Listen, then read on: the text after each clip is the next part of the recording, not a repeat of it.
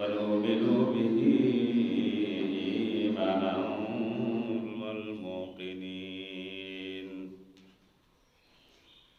وعلى آله وأصحابه أجمعين أما بعد فأعوذ بالله من الشيطان الرجيم بسم الله الرحمن الرحيم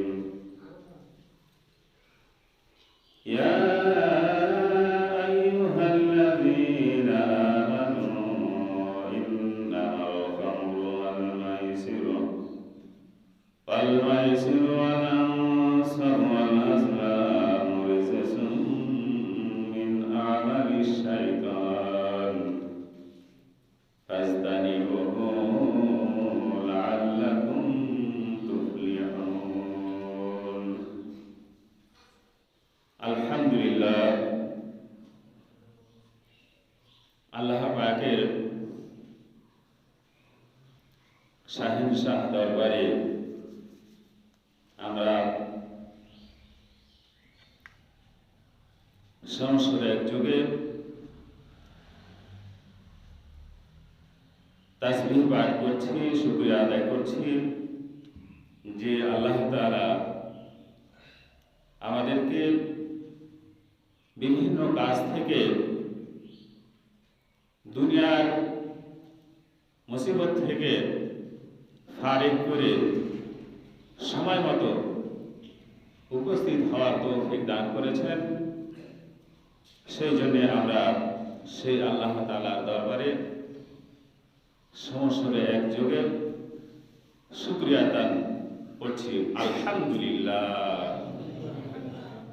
রব্বানা লাকাল হামদ হামদান কাসীরান তাইয়িবান মুবারাকান ফীহি ইয়া রাব্বি লিজালালি ওয়াজহিকা ওয়া আযীমি সুলতানিকা। বিশ্ব ইসলামী আন্দোলনের বিশ্ব নেতা সৈয়দুল মুরসালিন খাতামুন নবীন জনাবে রাসূল করিম সাল্লাল্লাহু আলাইহি সাল্লামের উপর শত কোটি দুরূদ ও তাসলিমা। আমরা সবাই বলি সাল্লাল্লাহু আলাইহি সাল্লাম। সুপ্রিয় বন্ধুগণ, আমরা আজকে কোরআনে কারীম থেকে আমরা আলোচনা করব ইনশাআল্লাহ। আয়াতে কারিমা তেলাওয়াত করেছি সূরাতুল বাকারা 36 নম্বর এবং সূরা মায়েদা 90 নম্বর আয়াতে কারিমা তেলাওয়াত করেছি। এর আলোকে আজকের এই কোরআনের হাকিমের আলোচনা হবে ইনশাআল্লাহ। এই কোরআনের মাহফিল, কোরআনের আলোচনা, এই আলোচনা শুনে অনেকে বিব্রত বোধ করে আর অনেকের ঈমান পাকাপোক্ত হয়ে যায়। তো কারা বিব্রত করে, কি ধরনের লোকের বিব্রত হয় সে সম্পর্কে রাসূল পাক সাল্লাল্লাহু আলাইহি সাল্লাম কি বলেছেন সেখান থেকে আমরা একটু আলোকপাত করব। রাসূল পাক সাল্লাল্লাহু আলাইহি সাল্লাম বলছেন, হযরতে আব্দুল্লাহ ইবনে আব্বাস রাদিয়াল্লাহু তাআলা আনহু থেকে বর্ণিত আছে, বলেন যে রাসূল পাক সাল্লাল্লাহু আলাইহি সাল্লাম বলেছেন, ইজা সাররাতকা হাসানাতুকা ওয়া সাআতকা সাইয়্যাতুকা ফাআনতা মুমিন। রাসূলুল্লাহ সাল্লাল্লাহু আলাইহি সাল্লাম বলছেন যে যে মাহফিলে, যে অনুষ্ঠানে, যে প্রোগ্রামে, যে স্থানে আলোচনা হবে কোরআনের হাকিমের আলোচনা ভালো না মন্দ? ভালো আসে, আবার মন্দও আসে না? কাফেরদের ব্যাপারে আসবে তখন মন্দ আসবে, আর মুমিনদের ব্যাপারে যখন আসবে তখন ভালো আসবে, মুসলমানদের ব্যাপারে আসবে তখন ভালো আসবে। তো এই ভালো কথা শোনার পরে যার ভালো লাগবে না, যে আনন্দ পাবে না, যে ইন্টারেস্টিং হবে না, যার মজা লাগবে না, যে সার্টিফাইড হবে না, হতে পারবে না, সে মুমিন হতে পারে না। ভালো কথা শুনে যার ভালো লাগবে, আনন্দ পাবে, মজা পাবে, ইন্টারেস্টেড হবে, সে হলো মুমিন। আর মন্দ কাজ শুনে যার দুঃখ হবে না, কষ্ট হবে না, খারাপ লাগবে না, সে মুমিন হতে পারে না। কথাটা খুবই গুরুত্বপূর্ণ, ভালো করে শুনবেন। মন্দ কথা শুনে যার কষ্ট হবে না, সে মুমিন হতে পারে না। মন্দ কাজ শুনে কষ্ট হবে এবং সেটাকে পরিত্যাগ করবে, সে হলো প্রকৃত মুমিন। সুবহানাল্লাহ বলবো না? সেই জন্য কোরআনে হাকিমের আলোচনা আসবে, কথা আসবে, সেখানে মন্দ কাজ যদি হয় তাহলে তাকে শুনে পরিত্যাগ করার চেষ্টা করতে হবে, তাহলে সে মুমিন। আর ভালো কথা আসলে সেটাকে শোনার পরে সেইভাবে মানতে হবে, আমল করতে হবে, তাহলে সে মুমিন। নচেত মুমিন হওয়া সম্ভব নয়। এই জন্যে মহান আল্লাহ তাআলা দেখেন, আদম আলাইহিস সালামকে আল্লাহ তাআলা সৃষ্টি করেছেন। পৃথিবীতে সমস্ত যত সৃষ্টিকুল রয়েছে সবার মধ্যে সবচেয়ে উত্তম শ্রেষ্ঠ করে আল্লাহ তাআলা মানব জাতিকে সৃষ্টি করেছেন। আল্লাহ তাআলা মানব জাতিকে সৃষ্টি করার পর, আদম আলাইহিস সালামকে সৃষ্টি করার পরে কোথায় রেখেছিলেন? জান্নাতে, ভালো জায়গায় রেখেছিলেন। কারণবশত, কার্যবশত আদম আলাইহিস সালামকে দুনিয়ায় পাঠানো হলো। দুনিয়ায় আসলেন, আল্লাহ তাআলা বললেন ফাযাল্লাহুমা শাইতানু আনহা ফাখরাজাহুমা মিম্মা কানা ফিহি ওয়া কুলনা হাবিতু বা'দুকুম লিবা'দিন আদুও্বুন। আল্লাহ তাআলা বলছেন যে শয়তান সব সময় পদস্খলন করতে চায় আদমকে, আদম সন্তানকে, মানুষকে। শয়তান সব সময় পদস্খলন করাতে চায়, সব সময় বাম পথে নিয়ে যেতে চায়, সব সময় অশ্লীলতা, বেহায়াপনা, শয়তানি কাজ করার জন্য শয়তান চেষ্টা করে। যারই ফলশ্রুতিতে আল্লাহ রাব্বুল আলামিন বললেন যে তোমরা দুইজনে একে অপরের শত্রু হিসাবে, দুশমন হিসাবে, একে অপরের শত্রু দুশমন হিসাবে তোমরা দুনিয়ায় চলে যাও। কত সময় এটা নির্দিষ্ট আল্লাহ তাআলা সেটা এখানে উল্লেখ করেছেন এইভাবে, ওয়ালাকুম ফিল আরদি মুস্তাকাররুন ওয়া মাতাউন ইলা হিন। সামান্য কিছু দিন। তো সামান্য কিছু দিন মানে কি? 1 ঘন্টা, আধা ঘন্টা এরকম হতে পারে, অথবা 60 বছর এরকম হতে পারে। তো সামান্য কিছু দিন মানে কি? পরকালের 50, এই দুনিয়ার 50,000 বছর আর পরকালের একদিন সমান। তার মানে সামান্য সময় হচ্ছে না? সামান্য সময় আমরা দুনিয়া আছি। আর এই সামান্য সময়ের মধ্যে যদি কোনো ব্যক্তি পদস্খলন হয়ে যায়, শয়তানের প্ররোচনায় পড়ে যায়, শয়তান যেহেতু প্রকাশ্য দুশমন হিসাবে আল্লাহ তাআলা প্রেরণ করেছেন, সেই হেতু ওই শয়তান থেকে বাঁচার জন্য যত ধরনের প্রচেষ্টা, প্রত্যেক মুসলমানকে প্রত্যেক প্রচেষ্টার উপরে খেয়াল রাখতে হবে, নজর রাখতে হবে। কিন্তু আমরা ব্যর্থ, আমরা মানুষ ব্যর্থ, বিশেষ করে মুসলমানেরা ব্যর্থ। শয়তানি কাজ চলতেছে পরিবারে, সমাজে, রাষ্ট্রে, ব্যক্তিতে, পরিবারে, সমাজে, রাষ্ট্রে চলতে আছে, মানুষের কোনো মাথা ব্যথা নেই। সেই জন্য আল্লাহ তাআলা এই শয়তান থেকে বাঁচার জন্য মানুষকে এইভাবে আল্লাহ তাআলা বলেছেন। কিন্তু একটা কথা বলে দিয়েছেন যে মিন্নি হুদান ফামান তাবিয়া হুদায়া, আমার পক্ষ থেকে হেদায়েত যাবে। এই হেদায়েত যদি কোনো ব্যক্তি মানতে পারে তাহলে সে পরিত্রাণ পাবে। আবার যে জান্নাত থেকে তাকে আদম আলাইহিস সালামকে তথা মানুষকে বিদায় করা হয়েছে, সেই জান্নাতে আবার মানুষ প্রবেশ করবে। সুবহানাল্লাহ বলি। তারই ধারাবাহিকতায় আমি আয়াতে কারিমা তেলাওয়াত করেছি। শয়তান বহু কাজ করায় মানুষকে, শয়তান বহু কাজ করায়। তো তারই দু একটা আমি উল্লেখ করব।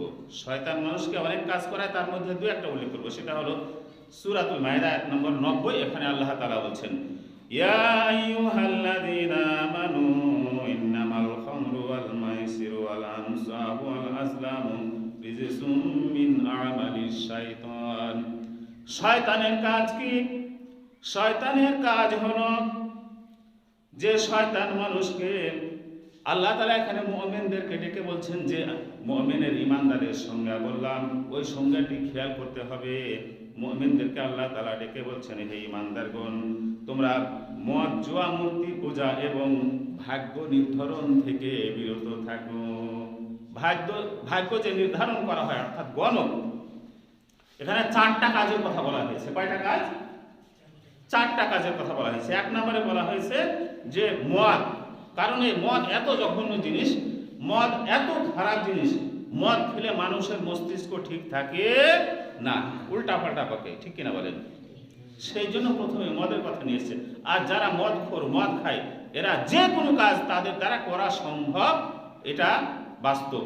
আমাদের সমাজে, রাষ্ট্রে, ব্যক্তিত্বে, পরিবারে প্রমাণ। যাদের পরিবারে মদখোর আছে, অশান্তি আর অশান্তি, ঠিক কিনা বলেন? আর জুয়া, এটা তো তার আরও জঘন্য। এমনকি আমরা এইরকম শুনেছি যে যারা জুয়া খেলে এরা নিজের স্ত্রীকেও পর্যন্ত বিক্রি করে দেয়। নাউজুবিল্লাহ বলবো না?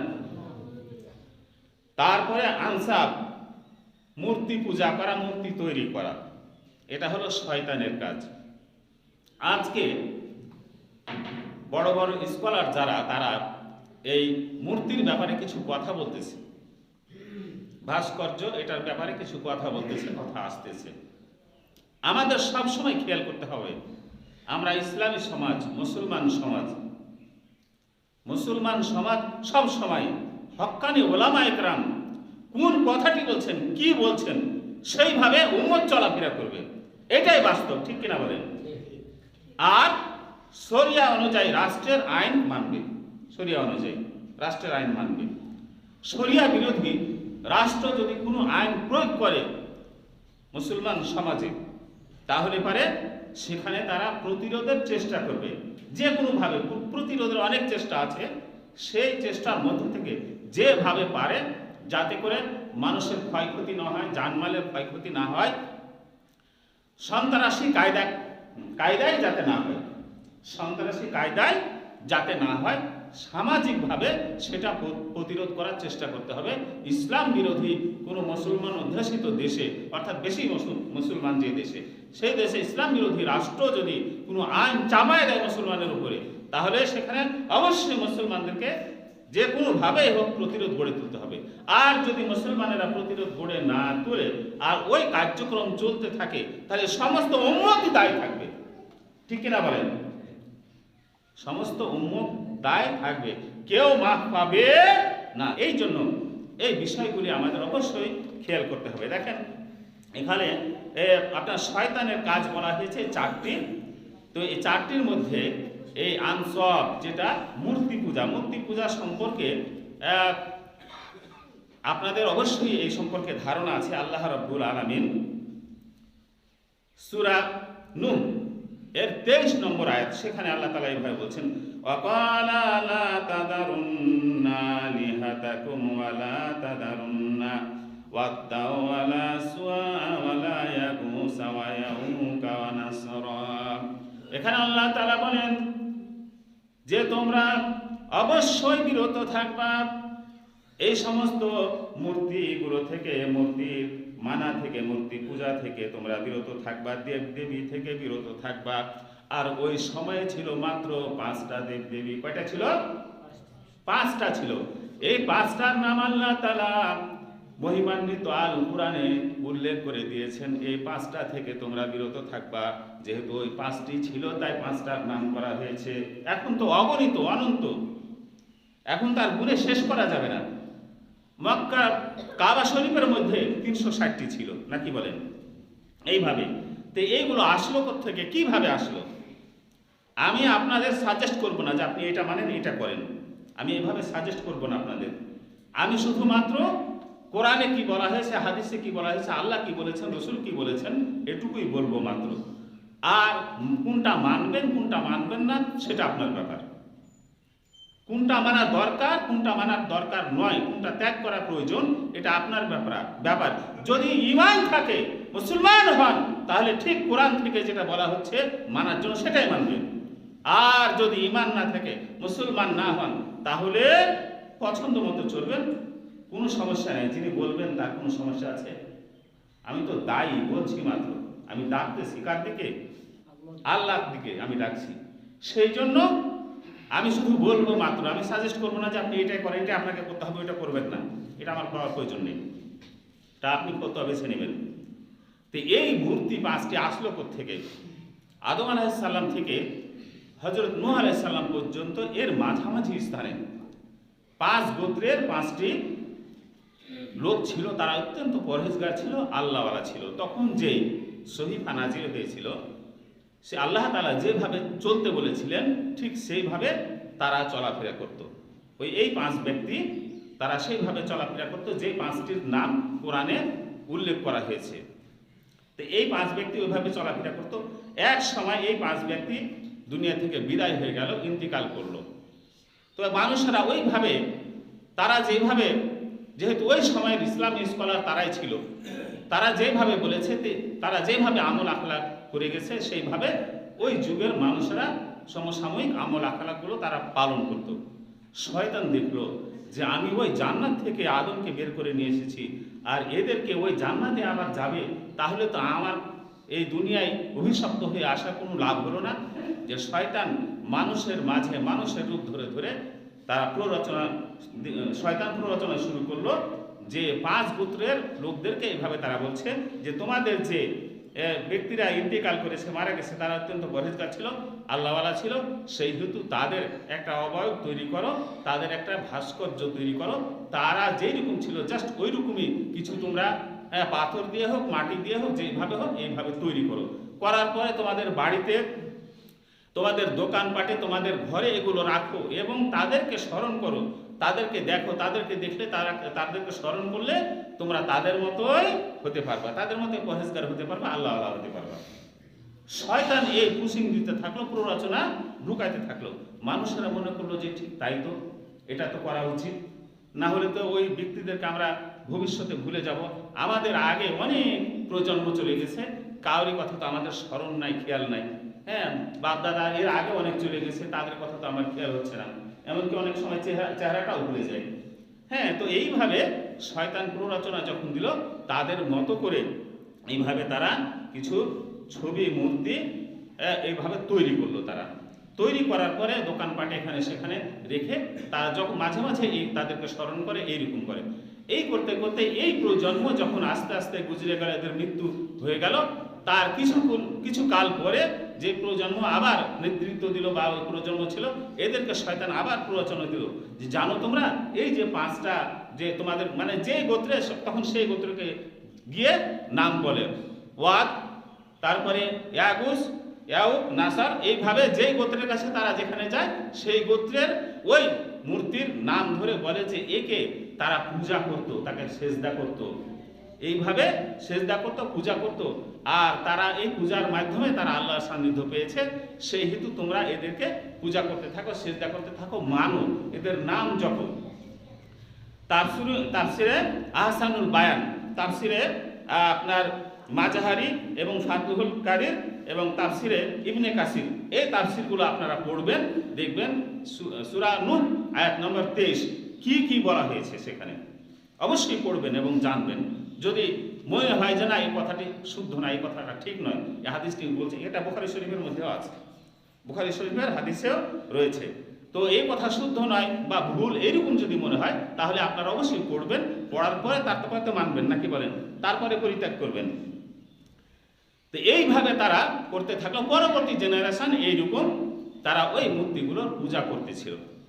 প্রথমে কি হলো, একটা অবয়ব তৈরি করলো, ভাস্কর্য তৈরি করলো, তারপরে সেটা থেকে পূজা শুরু হয়ে গেল। এই জন্যে রাসূলুল্লাহ সাল্লাল্লাহু আলাইহি সাল্লাম বলেছেন যে যেই কাজ শিরকের দিকে মানুষকে ঠেলে দেয়, যেই কাজ শিরকের দিকে মানুষকে ঠেলে দেয়, এই কাজ মুসলমান সমাজে যখন শুরু হবে তখনই তাকে দমন করে সেটাকে নস্যাৎ করে দিতে হবে। কারণ হলো ইন্না শিরকা লা যুলমুন আযীম, শিরক সবচেয়ে বড় গুনাহ, কঠিন গুনাহ। আল্লাহ তাআলার সাথে কোনো ব্যক্তি শিরক করলে তাকে মাফ করেন না।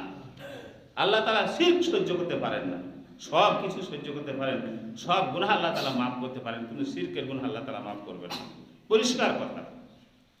সেই জন্যে আমরা যে এই শিরকের পথে আমরা যদি বিভিন্ন দেশের কথা বলি, সৌদিতে উমুক আছে, তারপরে উমুক রাষ্ট্রে আছে, ইরানে আছে, তুরস্কে আছে, এই ধরনের মুসলমান রাষ্ট্রের যদি উদাহরণ দিই, তো মুসলমান রাষ্ট্র আমাদের কিন্তু ইসলাম নয়।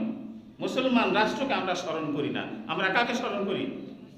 আমরা কি মানি? কোরআন এবং সুন্নাহ, ঠিক কিনা বলেন? কোরআন এবং সুন্নাহ, আমাদের কোরআন হলো এবং আমাদের আসল, আর রাসূলুল্লাহ সাল্লাল্লাহু আলাইহি সাল্লাম হলেন আমাদের আসল। এতে মানতে গিয়া কে কি বললো এই দিকে তাকার প্রয়োজন নেই। মুসলমান যদি কে কি বললো, কে কি করবে, হ্যাঁ, এই দিকে যদি খেয়াল করে তাকায় আর ওইভাবে নীরব থাকে এবং সেটাকে মানতে থাকে, তাহলে তার জন্য জান্নাত হারাম, তার জন্য জান্নাত হারাম। খেয়াল করেন যে অবশ্যই যদি কোনো ব্যক্তি মনে করে যে আমি মুসলমান, আমাদের বাড়ি ছিল ওই জান্নাতে, আমাদের আবার ওই জান্নাতে ফিরে যেতে হবে, তাহলে তাকে অবশ্যই কোরআন এবং সুন্নাহর আলোকে তার জীবন পরিচালনা করতে হবে। আর যদি মনে করে যে না প্রয়োজন না, ইচ্ছা মতো চলবো, তাহলে তার জন্য জান্নাত হারাম, এতে কোনো সন্দেহ নেই, কোনো সন্দেহ নেই। আল্লাহ তাআলা সূরাতুল মুলক আয়াত নাম্বার 6 সেখানে মহান আল্লাহ তাআলা এভাবে বলছেন, ওয়ালিল্লাযীনা কাফারু বিরাব্বিহিম আযাবু জাহান্নাম ওয়া বিসাল মাসির। আল্লাহ তাআলা বলেন যে যারা কাফের, আল্লাহকে অস্বীকার করে, কাফের মানে আল্লাহর কোরআনে যা বলা হয়েছে এবং রাসূল হাদিসে বলেছেন এর বাইরে যা কিছু করা হবে সম্পূর্ণই কুফরি, সম্পূর্ণই কুফরি। কোনো মুসলমান, কালমাগো মুসলমান, 5 ওয়াক্ত নামাজি মুসলমান যদি একটা কুফরি কাজ করে তাহলে ওই পরিমাণের সে কাফের। কোনো মুসলমান হয়তো আপনার শতকরা 10% কাফের, কোনো মুসলমান শতকরা 20% কাফের, যে যেরকম কুফরি কাজ করতেছে সে সেইরকম কুফরিয়া তার ভিতরে আছে। আর আল্লাহ রাসূল বলেছেন যে কুফরির কাজ করে এবং সেটা থেকে বিরত থাকার চেষ্টা করে না, ওই কুফরিটা তার উপরে গ্রো হতে থাকে, বাড়তে থাকে, ওই কুফরি তার উপরে ভর করতে থাকে। আর ওই কুফরি করতে করতে সে পুরা কাফেরের মধ্যে চলে, কুফরির মধ্যে চলে যায়। শয়তান তাকে কোনো সময় ছাড়ে না। এই জন্য শয়তান কোন কাজ করে, কুফরি কোন কাজটা, এগুলো আমাদের পরিষ্কারভাবে স্বচ্ছভাবে পরিত্যাগ করে স্বচ্ছ দ্বীনে হক, দ্বীনে ইসলাম আমাদের মানতে হবে, কোরআন এবং সুন্নাহ মানতে হবে। এই জন্য আল্লাহ তাআলা বলেন যে যারা কুফর কাফের তাদের জন্য আযাবু জাহান্নাম, কঠিন জাহান্নাম রয়েছে, ওয়া বিসাল মাসির, আর ওই জাহান্নামে হলো তাদের আসল ঠিকানা, অরিজিনাল ঠিকানা। সেই জন্য প্রিয় ভাইরা আমার, ওই জাহান্নাম থেকে আমাদের বাঁচার জন্য অবশ্যই চেষ্টা করতে হবে। আল্লাহ তাআলা বলেন ওই যারা এইরকম মূর্তি পূজার সাথে জড়িত থাকবে বা বেনামাজি থাকবে, ইসলাম বিরোধী কাজ করবে, ইসলামের সাথে তার সম্পর্ক থাকবে না, ওই সমস্ত ব্যক্তি সম্পর্কে আল্লাহ তাআলা বলেন ইযা উলকু ফিহা সামিউ লাহা শাহীকাও ওয়া হিয়া তাফুর। যখন ওই জাহান্নামীদেরকে জাহান্নামের মধ্যে নিক্ষেপ করা হবে, তারা গর্জন শুনতে পাবে, আওয়াজ শুনতে পাবে জাহান্নামের দিকে তারা আগাতে চাবে না, যেতে চাবে না। এত গর্জন জাহান্নাম করবে, তাকাদু তামাইয়াজু মিনাল গায়দি কুল্লামা উলকিয়া ফিহা ফাউজুন সালাহু খাজানাতুহা। জাহান্নাম রাগে ক্ষোভে ফেটে পড়বে। বিশেষ করে মানুষ যখন জাহান্নামে ঢুকবে, দেখেন খেয়াল করেন, জাহান্নাম রাগে ক্ষোভে ফেটে পড়বে যে কেন জাহান্নামে আসলি। তো এইভাবে জাহান্নাম ফেটে পড়বে মানুষদেরকে, জাহান্নাম এগোতে যাবে না, জাহান্নামের দিকে যেতে চাবে না। জাহান্নাম যখন যেতে চাবে না, ফেরেশতারা বলবে কুল্লামা উলকিয়া ফিহা ফাউজুন সালাহু খাজানাতুহা। জাহান্নামে যারা দ্বাররক্ষী থাকবে, জাহান্নামীরা বলবে ও জাহান্নামবাসীরা, তোমরা আজকে আগাতে চাচ্ছ না, ছাগলে খামি দিতেছো, আগাতে কেন চাও না? অর্থাৎ রশি বেঁধে ফি সিলসিলাতিন যারুহা সাবুনা যিরাতান ফাসলুকহা, এভাবে বলা হয়েছে যে 70 গজ জিনজির দিয়ে ওই জাহান্নামীদেরকে পেঁচায় পেঁচায় বাঁধা হবে, গলায় রশি দিয়ে বাঁধা হবে।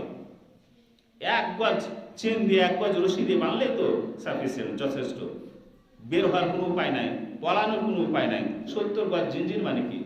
তার মানে লড়াচড়ার কোনো ক্ষমতা থাকবে না, এমন ভাবে পেঁচায় পেঁচায় বাঁধবে।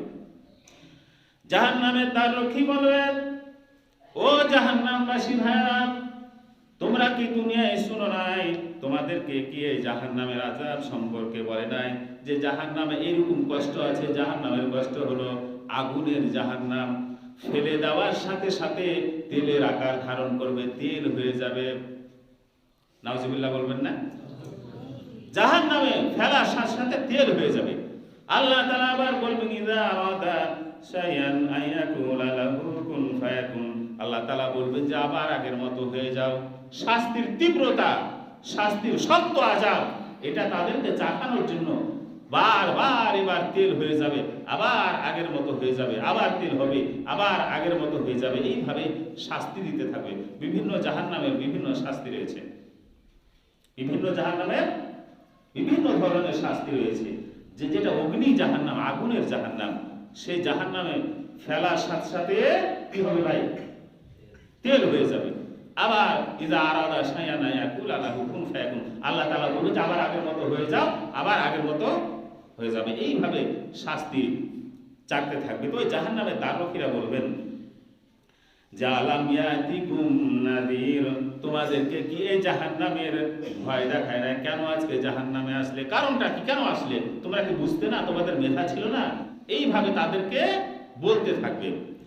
জাহান্নামীরা উত্তর দিবে ক্বালু বালা ক্বাদ জাআনা নাযীর, ক্বালু বালা, জাহান্নামীরা বলবে হ্যাঁ ভাই বলেছিল ভাই।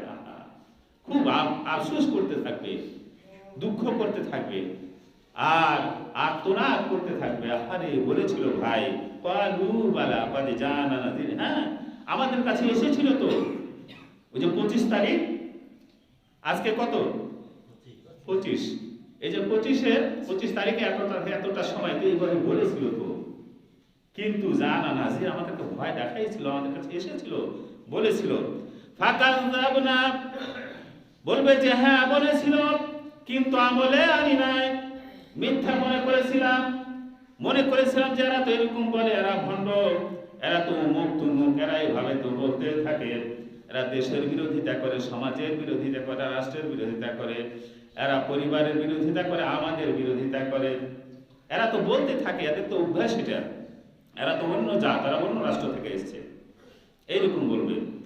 এইভাবে বলবে যে হ্যাঁ বলতো আকুলনা মা নাযালাল্লাহু মিন শাই, আমরা বলেছিলাম যে ওটা মিথ্যা মনে করেছিলাম, মিথ্যা মনে করে চুপ থাকি নাই। দেখেন না এখন মিথ্যা মনে করে চুপ থাকে কি? চুপ থাকে না, ধর পাকড়াও কর, তারপরে রিমান্ডে নে, বেটা যদি স্বীকার না করে তাহলে ওকে সাইজ কর, ঠিক কি না বলেন?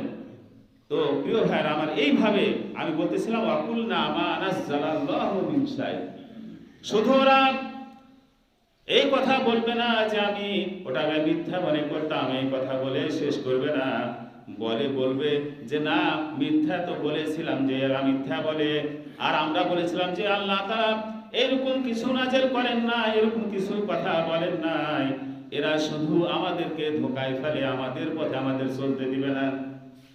এই জন্য আমরা বাধারও সৃষ্টি করেছিলাম, তাদেরকে প্রতিবন্ধ সৃষ্টি করেছিলাম, ভয় দেখাইছিলাম, এমনকি রিমান্ডে নিয়েছিলাম, জেলখানাতেও নিয়েছিলাম, অনেক কিছু করেছে। এই জন্য মানাজ্জালাল্লাহু মিন শাই, না এরকম কিছু তো আল্লাহ তাআলা বলেন নাই, এরা তো এমনি বলতেছে, ধর পাকড়া কর আর এটাকে জেলে দিয়ে দে, এরকমও করতাম। তারা সেদিন স্বীকার করবে, কিন্তু সেদিন স্বীকার করে তো কোনো লাভ হবে না। সেদিন স্বীকার করে লাভ হবে? যারা আমরা এই অপরাধের সাথে জড়িত আছি, যে বা যারা জড়িত আছি, আমরা যদি কিয়ামতের ময়দানে এরকম বলি যে হ্যাঁ ঠিক ভাই আমরা তো মিথ্যা মনে করেছিলাম আর তাদেরকে এই ধরনের নির্যাতন করেছিলাম, সেদিন বলে কি কোনো লাভ হবে? কোনো লাভ হবে না। আল্লাহ তাআলা বলেন ইন আনতুম ইল্লা ফি দালালিন কাবীর, আল্লাহ তাআলা বলেন যারা মহাবিভ্রান্তির মধ্যে রয়েছে, অতএব খুজুহু ফাগুল্লুহু, ধর আর পাকড়াও কর, ওরে শিগগির জাহান্নামে ঢুকা, কোনো কথা চলবে না, কৈফিয়ত চলবে না, শিগগির ধর। তারপরে কি করা হবে? সরাসরি কোথায় যাবে? জাহান্নামে নিক্ষেপ করে দেওয়া হবে, কোনো কৈফিয়ত চলবে না। সেই জন্য প্রিয় ভাইরা আমার, আমাদেরকে মানার মতো মানতে হবে। কেমনে মানবো? মানার মতো কি করতে হবে? কি রাগ হয়ে গেলেন নাকি আপনারা? রাগ হয়ে গেলেন?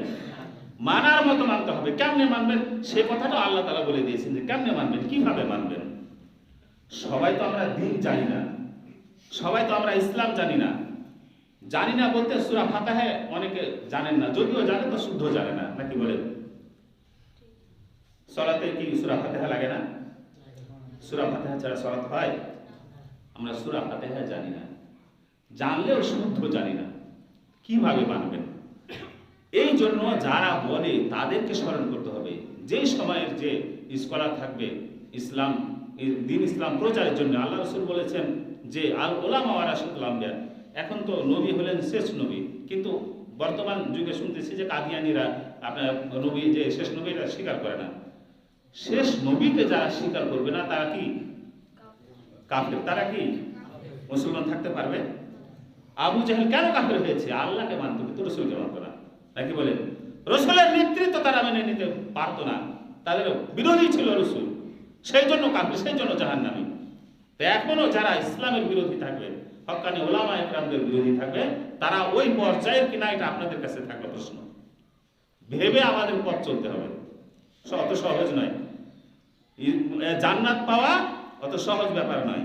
ক্বালু লাউ কুন্না নাসমাউ আও নাকিলু মা কুন্না ফি আসহাবিস সাহির, তারা বলবে যে আরে এটা হলো কিভাবে আমরা চলবো, কেমনে চলবো? তারা বলবে যে আমরা যদি শুনতাম এবং মানতাম আর জ্ঞান করতাম, যা বললাম এটা বাড়ি গিয়ে জ্ঞান করতে হবে, বুঝতে হবে যে ঠিক বললো না ঠিক কোনটা মানা উচিত। ক্বালু লাউ কুন্না নাসমাউ আও নাকিলু মা কুন্না ফি আসহাবিস সাহির, আমরা যদি শুনতাম, মানতাম এবং বুঝতাম, আকেল করতাম, জ্ঞান করতাম, তাহলে তো এই কঠিন জাহান্নামে আসতে হতো না। ওই জায়গায় কথা বলে যেহেতু মাপ পাওয়া যাবে না, ক্ষমা পাওয়া যাবে না, এখনই সেটা তৈরি করে হয়ে যেতে হবে, এখনই, 1 মিনিট লেট করা যাবে না। আর যারা লেট করবে ওই জাহান্নাম ছাড়া কোনো উপায় থাকবে না।